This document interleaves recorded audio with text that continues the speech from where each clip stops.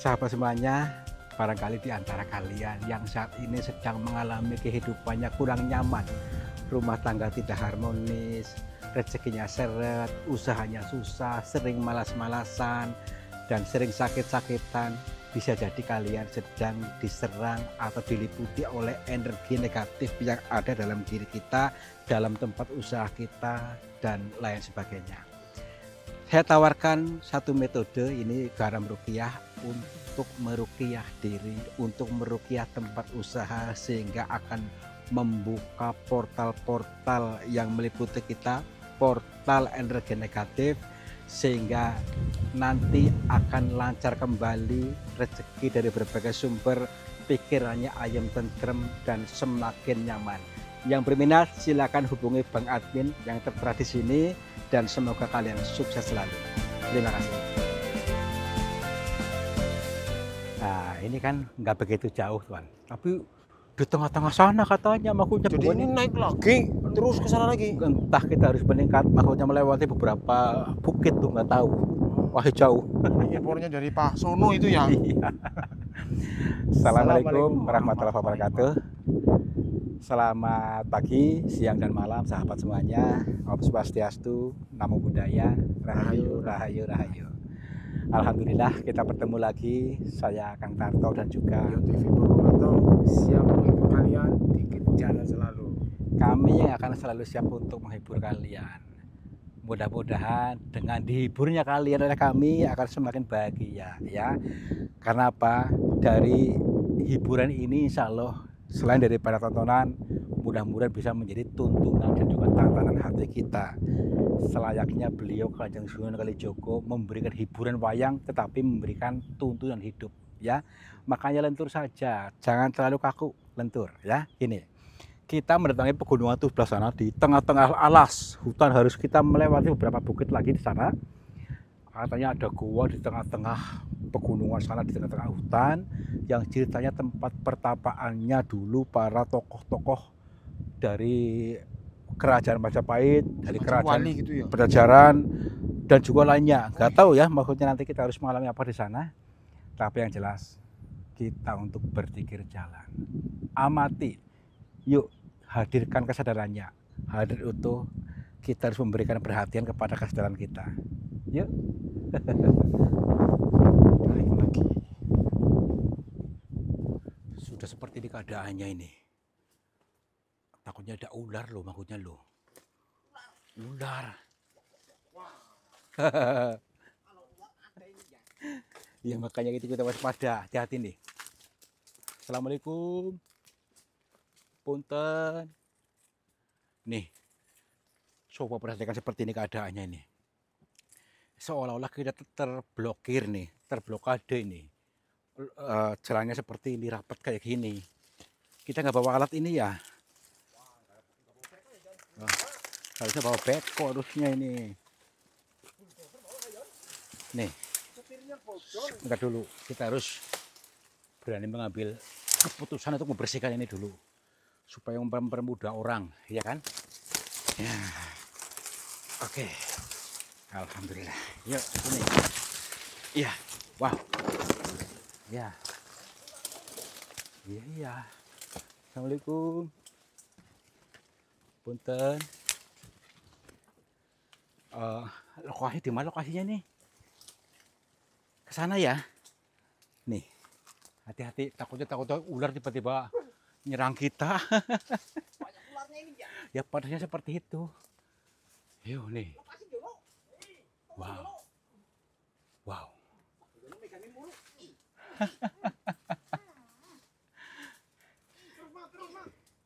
Ya, sini. Aduh.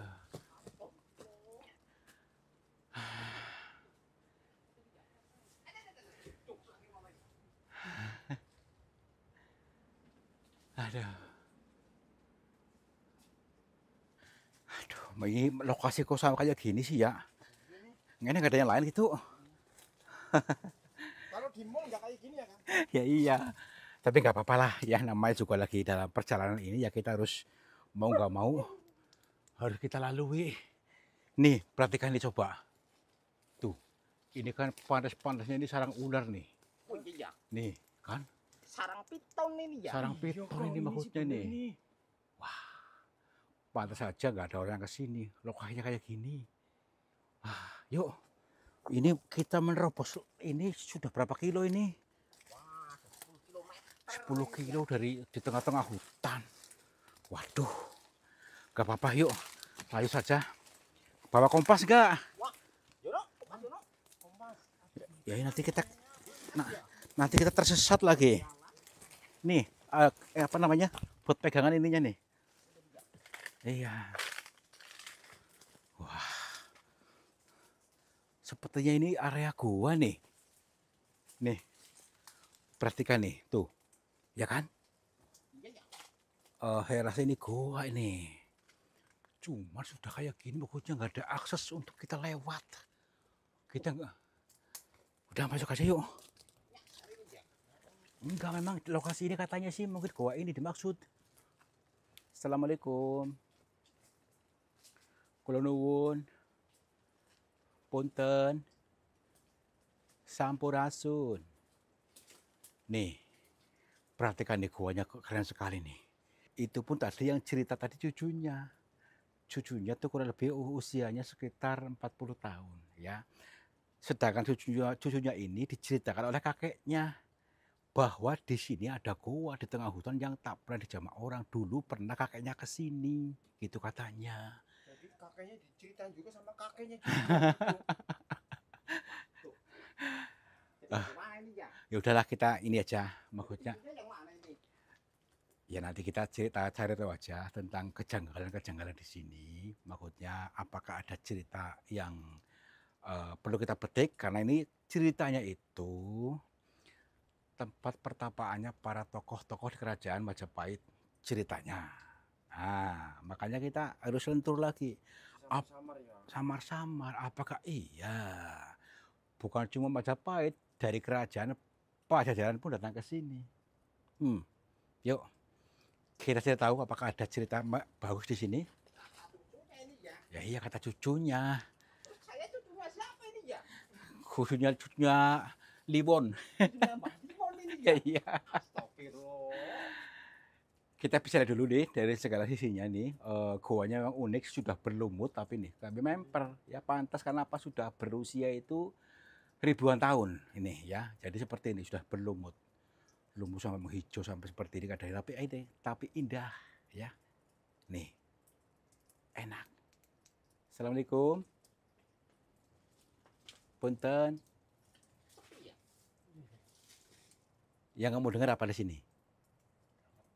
Suara air doang ini entas-entas ini ya. Suara air dan suara angin. Nah ini mungkin pelajarannya ini. Yuk. Kalau saya dengar sih suara token listrik ini ya. Ini ya. Tapi ke sana jauh mungkin tuh ada gua lagi ke sana mungkin tuh. Ini seperti ruangan balai-balai nih. Balik-balik. Nah ini perhatikan nih.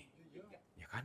Di sini ruang aula mungkin di sini dulunya tempat pertapaan di sini mungkin nih. Tapi santai saya kok drop kayak gini sih ah. Ada energi benturan kan. Kamu lihat sesuatu enggak? Itu. Kayak orang bukan ini. Tuh. Shh. Ini orang asli atau bukan? Makanya takutnya orang gila. Sebentar dulu. Sedang fokus atau ngapain itu? Saya nggak yakin deh. Makanya gini. Kita saja ke sini tadi dengan jarak berkilo-kilo ya. Kok misalnya di sini ada orang. Assalamualaikum. Punten.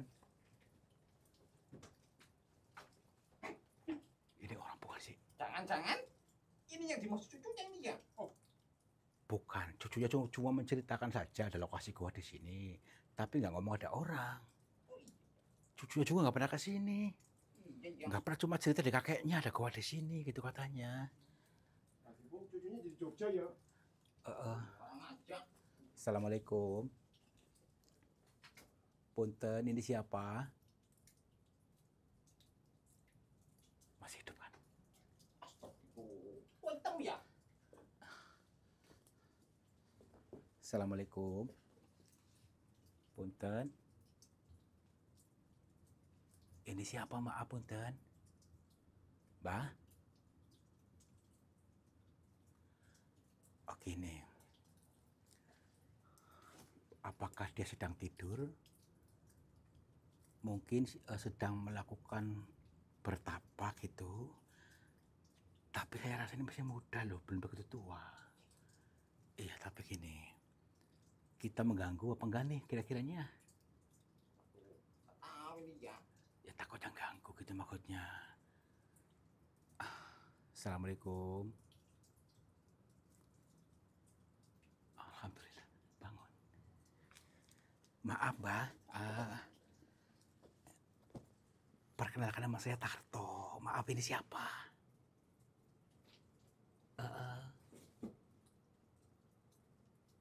Apri. Apri, namanya Apri. Apri. Maaf, maaf, Pak Apri, mohon maaf. Kenalkan, saya Tarto. Saya datang dari Cilacap. Saya bersama dua teman saya ini, ada Bang Mamat, ada Bang Yono. Iya, jenengan sendiri aslinya mana?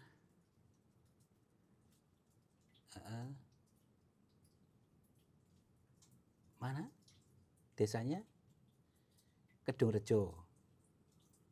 Kedungrejo. Kecamatannya? Oh, jauh juga ya. Maaf nih. Lagi ngapain di sini sampai seperti ini? Iya. Lagi mengalirkan. Mengalirkan apa?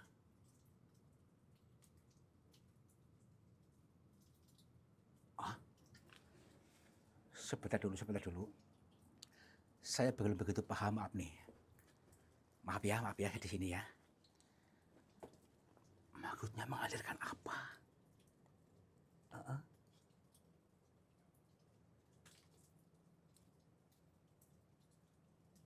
Iya. Nggih.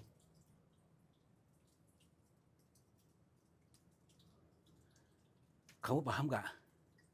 Sama sekali ini ya. Oh, baik. Boleh dijelaskan ini maksudnya mengalir apa supaya kami tidak bingung. Baik. Kita disuruh diam dulu, tenang dulu. Baik, Mbak.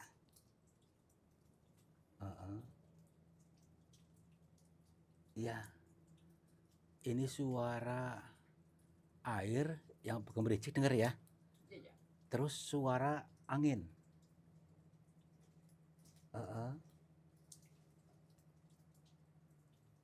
Astagfirullahaladzim, paham ya.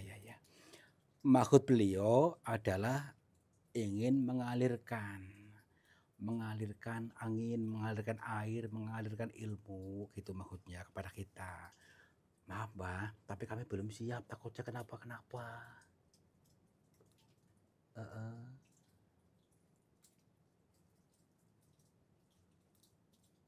Baik.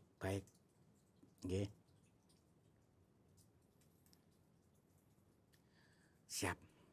Gini teman-teman, beliau hanya menjalankan titah perintah hidup untuk bisa mengalirkan ilmu kepada kita semua supaya kita hidupnya bahagia, hidupnya terprogram dengan baik katanya ya. Kita sih tidak meminta, tetapi karena beliau ingin mengalirkan itu, tapi kita harus siap ya. Kita harus siap menerima, kita kosongkan dulu. Maksudnya bagaimana supaya kita memahami itu tadi. Nggih, Mbah. Nggih. Nggih. Nggih.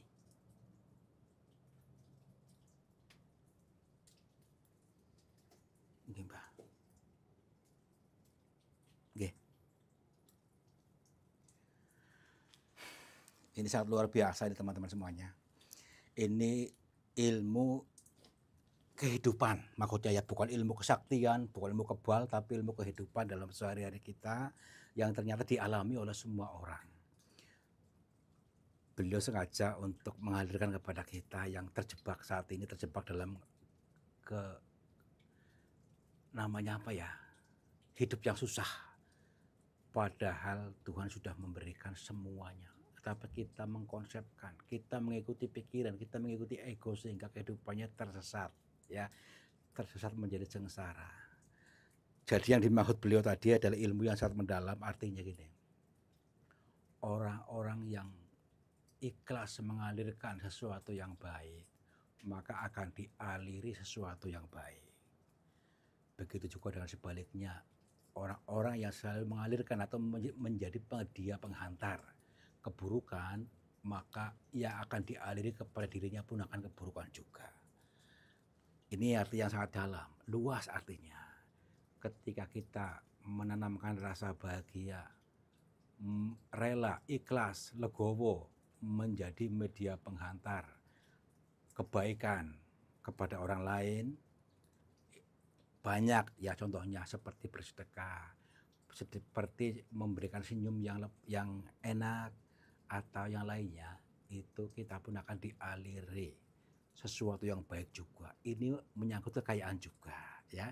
Kalau pengen kita dikayakan, maka kita memperkaya orang.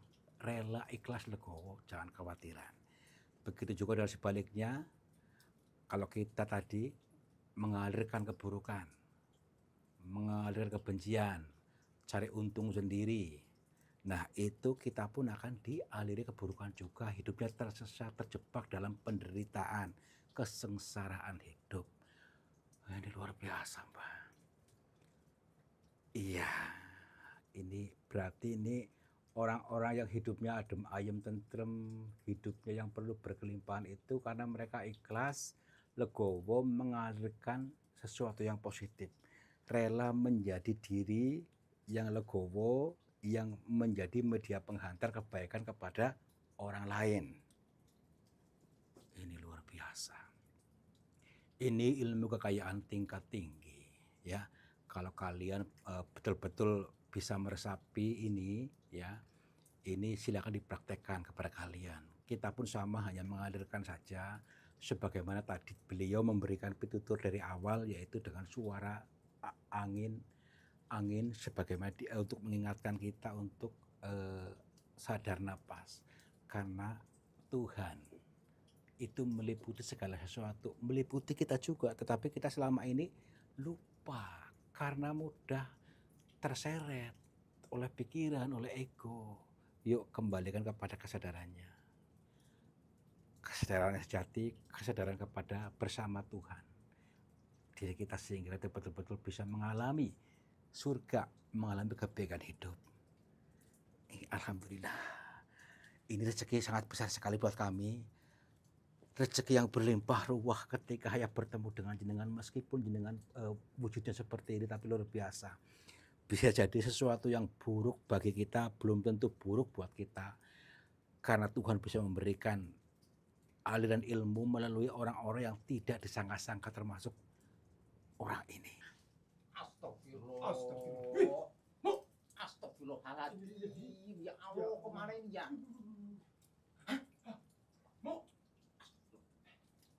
Hah? Berarti berarti kan bukan gini. Bisa jadi ini apa namanya, seirama atau apa ya, sekelas wali gitu mungkin ya. kelas wali. Ya iya. Wali masih muda ya. Ya bisa jadi meskipun tua, tapi kan usia tetap muda, maksudnya posturnya gitu. Awet muda ini ya. Katanya kan dijodohkan tetap muda terus katanya tuh. Oh ya. Ya mungkin ini sebuah cerminan peribahasanya.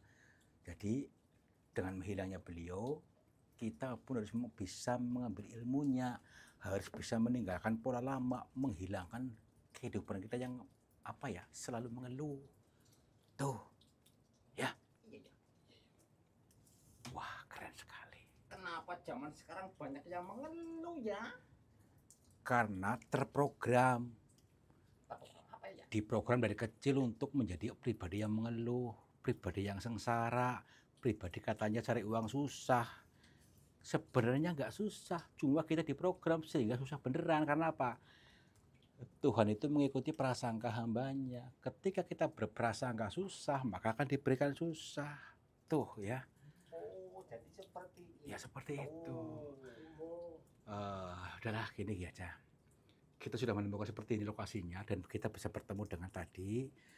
Kita bisa mengambil keputusan untuk merubah lah gitu aja deh ya. Pak Bos pulang yuk. Pulang aja nih, Jak. Ya pulang dulu. Apa kita ngopi dulu di sana? Ngopi dulu. Saya mau ngopi dulu ke warung si Bu Ijem. Oh, kopinya kan jauh warungnya, di sini aja dulu. Tapi kan Bu Ijem cantik orangnya dia. Ayo, Yuk, mana lagi gorengannya gede ya. Aduh. pamit dulu. Oh iya. Oh ya, Pak Odeng dulu, Mbah. Nggih pangapunten lepat kula. Assalamualaikum. Waalaikumsalam. Yuk. Saya jawabin ya. Perjalanan yang mengasihkan meskipun agak Menyenangkan. capek tapi menyenangkan sekali. Ya, Karena menyenangkannya itu apa? Kita bisa mengalirkan ya. Kita bisa memberikan media penghantar kepada orang. Senangnya seperti itu. Tapi bagi orang-orang yang mau menerima, ini teman-teman kunci hidup bahagia ya adalah kita mau dan legowo memberikan media penghantar yang baik ya. Jadi memberikan yang baik-baik kepada orang, mau menyalurkan. Jangan sebaliknya, selama ini mungkin bisa jadi kita mengalirkan tapi yang jelek-jelek.